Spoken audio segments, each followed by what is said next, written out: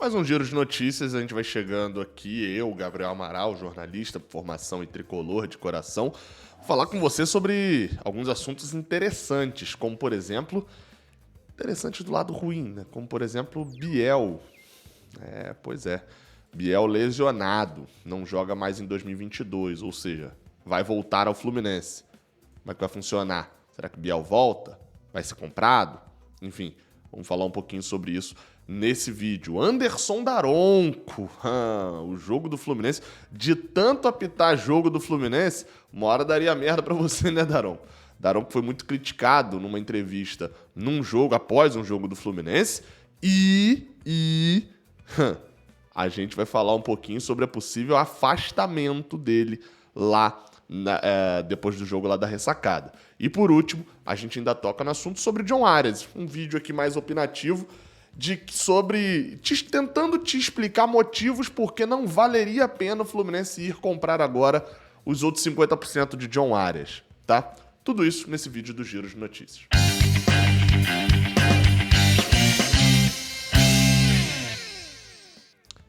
Bem, você pode vir aqui embaixo e deixar o like, pode vir aqui embaixo e se inscrever e comentar, que isso tudo ajuda bastante. Mas você vai vir aqui embaixo agora. Gabriel, um pedido... Não, uma ordem. Estou ordenando a você aqui, ó.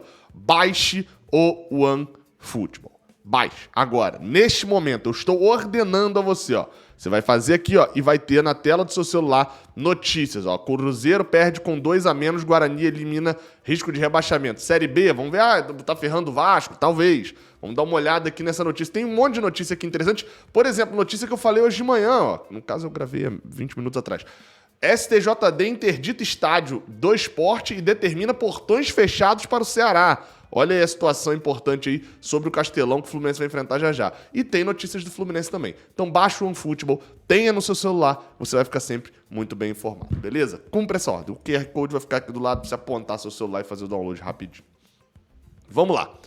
Primeira notícia, eu vou passar um vídeo aqui de algo que eu acabei nem comentando, que é a declaração do Ranielli, zagueiro do Avaí, após a partida entre Fluminense e Avaí neste último domingo.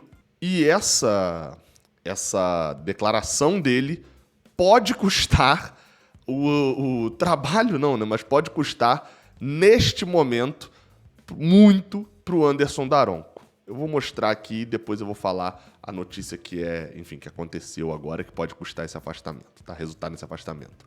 Olha aí a declaração dele no domingo, para quem não viu, a Globo, logo após a partida. A Globo não, o Premier, né? Só deixar uma menção honrosa aqui pro seu Anderson Daronco aí, muito desumilde, fora do âmbito do jogo, do âmbito da nossa situação, ficou distratando a gente, falando de posição, que tá numa posição legal para estar falando, não sei o que, eu quero saber o que ele tem a ver com a nossa posição. Ele é pago para ele apitar o jogo, independente de quem que ele vai apitar. Então, tem um monte de Pelé, vocês podem estar falando só jogador bom, ou a posição que você está. Quero saber o que ele tem a ver com isso. Ficar distratando os jogadores. Eu acredito que isso não é uma atitude muito profissional. Bem, para quem não entendeu, de repente, o que o Ranielli está falando aí nesse trecho? Basicamente, ele está reclamando do que o Daronco ficou... Quando os jogadores do Avaí iam reclamar, algo perfeitamente normal, inclusive, o jogador ir lá reclamar, ele falava, tá reclamando muito, pra posição que vocês estão, vocês têm que jogar bola, não tem que reclamar, falando frases desse tipo. E isso, obviamente, não cabe ao árbitro, isso é um senso de arrogância ridículo e talvez até não dá pra usar como abuso de poder, a não ser que ele desse um cartão amarelo só por esse tipo de coisa, mas enfim, bizarro. E a Federação dos Atletas, segundo o All Sport, Federação dos Atletas, fez uma reclamação e pediu afastamento de Anderson Daronco após essa partida. O comunicado feito pela FENAPAF, né, Federação Nacional de Atletas de Futebol, cita o seguinte: a FENAPAF vem, por meio desta nota, repudiar de forma veemente as atitudes do árbitro Anderson Daronco, que na partida entre Avaí e Fluminense, realizada no último dia 16 de outubro, desrespeitou de forma absurda os atletas do Avaí.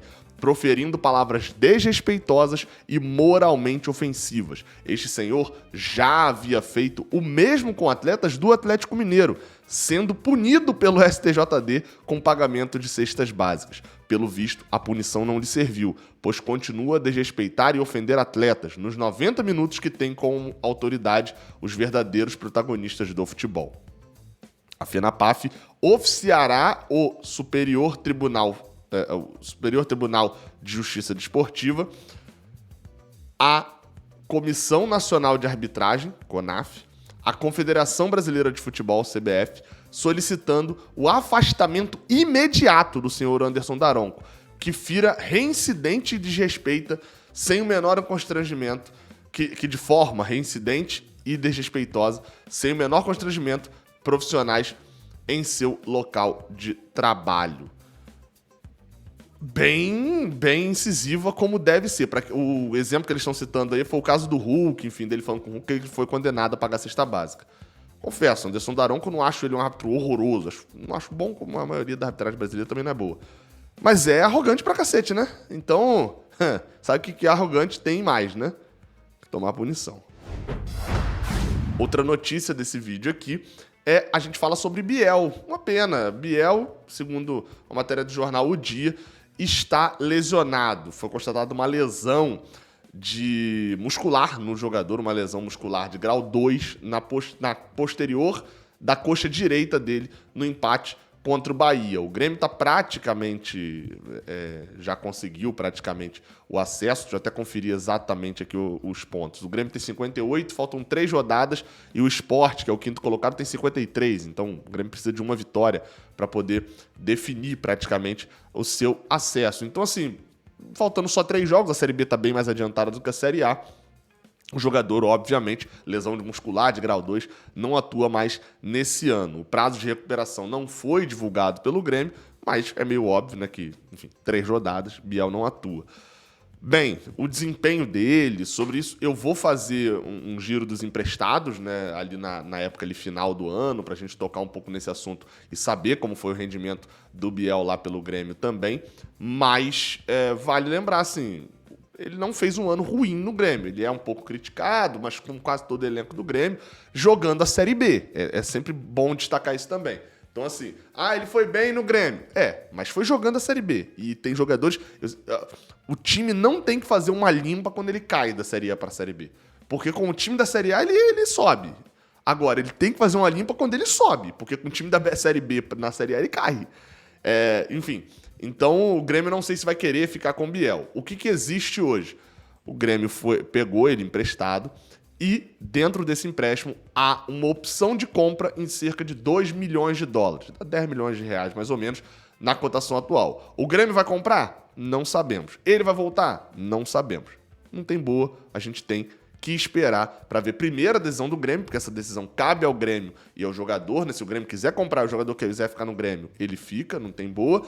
Mas, voltando, aí a gente, enfim, vai saber como foi a temporada dele, etc, e avaliar aqui no final do ano. Por último, é a famosa não notícia, né? John Arias não vai jogar a Copa do Mundo. Isso é algo que eu falei no vídeo de hoje um pouco mais cedo, né? Como isso poderia mudar. Mas algo que tem sido muito comentado, e até quando estavam falando de alguma contratação, acho que foi de Keno, inclusive, no vídeo aqui que eu falei sobre Keno, muita gente comentando, por que não usa esse dinheiro para poder comprar a outra parte de John Arias lá do Patriotas? Para quem não sabe, John Arias pertence 50%, o Fluminense detém 50% do jogador. E dentro dessa, né, composição dele, existe uma outra parte de 50% que a gente imagina que seja do Patriotas. Está lá no portal da transparência do Fluminense, de que seria assim do Patriotas Boiacá, inclusive os 50% dos direitos econômicos dele. E aí muita gente está falando, por que não compra os outros 50% de John Arias, né? Porque aproveita e tal. Enfim, o Patriotas é um time médio-pequeno, lá da Colômbia, o Fluminense poderia tentar comprar. Por que não vale a pena comprar John Arias? Qual que é a minha lógica dentro disso? John Arias é um jogador de 25 anos. Ou seja, ele não tem a idade que a Europa quer pegar, né? A não ser que você seja o grande destaque da história do futebol brasileiro, a Europa não vai vir pegar um jogador que não se destacou, não tem seleção de base, foi convocado para a seleção só agora, já aos 24, 25 anos, por um valor muito alto. O Fluminense pagou por John Arias $600 mil por 50%. O que isso quer dizer? Que o valor de John Arias, o valuation, como se diz aí no mercado empresarial, é de $1.200.000, né? Se o Fluminense comprou metade por 600 mil, John Arias passa a valer $1.200.000. Só que é óbvio que esse é o valor dele lá no Boyacá. Não, perdão, no Boyacá é Chicó, é outro time. Lá no Patriotas, jogando emprestado no Santa Fé, no Campeonato Colombiano, etc. Quando ele vem pro Fluminense e se torna, talvez, o meia de maior destaque no ano, não é o maior destaque porque a gente sabe como funciona a mídia, mas o meia com um maior número, melhor desempenho no ano de 2022 do futebol brasileiro, que é o maior futebol da América do Sul, provavelmente o maior mercado de futebol das Américas inteiras, né? Rivaliza ali um pouco financeiramente com o mexicano, mas de destaque mundial é o brasileiro, esse valor sobe. E é óbvio que o Patriotas sabe disso. Então, nesse momento, o Fluminense não chegaria lá para comprar os outros 50% por $600 mil de novo, nem por $1 milhão. Por quê? O que o Patriotas está esperando? Eu vendi por 600 mil porque você tem uma condição muito maior de vender esse jogador e fazer valorizar os meus 50%. Então, o que o Patriotas está esperando lá? 2, 3 milhões de dólares no mínimo, né? 3 milhões de dólares, 4 milhões aí, porque o Fluminense vai vender por 8, porque é o que vai subir. É o que vale John Arias agora, 8, 9 milhões de dólares, 10 milhões de dólares. É por aí que a gente imagina que vale jogo de John Arias, lembrando, jogador sem passagens, né, pela seleção até esse ano, e sem muito destaque absurdo também até esse momento. Tem 25 anos, então vamos... Né? Só qual que é a questão? Eu não acho que vai chegar uma proposta de 10, 15 milhões de dólares. E não valeria a pena para o Fluminense pagar 3 milhões de dólares nesse outro pedaço de John Arias só para poder tentar vendê-lo por 10 depois. Porque, como eu disse, essa proposta eu acho que não chega. Acho que o John Arias vai ser aquele jogador que se destaca muito aqui. Se a gente tivesse outros mercados mais aquecidos, né, como, por exemplo, os Estados Unidos, já teve durante um tempo, a gente já teve também o mercado dos Emirados Árabes, o mercado chinês, não são mercados que estão muito aquecidos. Talvez só o dos Emirados Árabes ali ainda um pouco. Então, talvez esse fosse o destino de John Arias. Mas, como eu falei, não tem proposta desses lugares. O único mercado que resta como opção é um mercado que eu já citei aqui nesse vídeo, que é o mexicano. A Colômbia está muito perto do México, né? A gente imagina América do Sul, América do Norte, mas tem que lembrar que a Colômbia é do norte da América do Sul, né? Já lá dentro ali da parte caribenha. Então, isso também facilitaria até para o John Arias se deslocar ao futebol mexicano, mas não acredito novamente num valor extremamente alto pago por ele. E aí, qual que é a lógica? Para mim, tá? O Fluminense detém os direitos federativos do jogador. O que isso quer dizer? O Fluminense comanda para onde o John Arias vai, o contrato está assinado com ele. Se o Fluminense ficar a vida inteira, até os 40 anos, renovando o contrato com o John Arias, o Fluminense vai continuar tendo 50% e o Patriotas não ganha nada, né? Não vai ficar com nenhum valor dessas renovações, de venda, de nada, porque o Fluminense não precisa pagar mais nada, porque ele pode utilizar o jogador. Então, para que o Fluminense compraria um jogador que provavelmente não vai ser vendido por um valor exorbitante, a ponto de valer a pena a gente comprar o jogador agora na alta, uma parte, porque assim, vamos lá, né? Se for para vender John Arias por 5 milhões, não tem por que comprar 50% por 3, porque você está perdendo dinheiro. Você vai comprar 50% por 3, vai vender por 5, ou seja, você vai ficar com 2 milhões no final. Se você vendesse por 5 sem comprar os 3, você ficava com 2,5. Então, assim, não faria sentido uma compra dessa. É um risco desnecessário. E você pode continuar usando o jogador. Qual que seria a única lógica do Fluminense ir atrás agora do Patriotas para poder comprar agora esse valor, os outros 50% de John Arias, seja por um valor mesmo que esteja um pouquinho acima, se John Arias fosse para a Copa do Mundo? Porque na Copa do Mundo, a chance do jogador ganhar visibilidade e se destacar é muito grande. A gente vê alguns jogadores que foram para a Copa e viveram depois de muito tempo. Eram jogadores promissores ali, como eu estou citando o exemplo aqui do James Rodrigues, que em 2014 foi para a Copa do Mundo com 23 anos, era um jogador, enfim, relativamente jovem, tinha acabado de chegar ali no Mônaco, faz uma Copa muito grande, muito boa aqui do Brasil, é um dos destaques de um time que vai só até as quartas de final, e dali para frente tem uma carreira, eu vou ler os times aqui, Real Madrid, fica um tempão no Real Madrid, mas é emprestado para o Bayern de Munique, Enfim, fica de 2014 até 2020 vivendo daquele 2014 dele. Jogou uma temporada boa ali no Real Madrid. Então, assim, a Copa do Mundo projeta esses jogadores.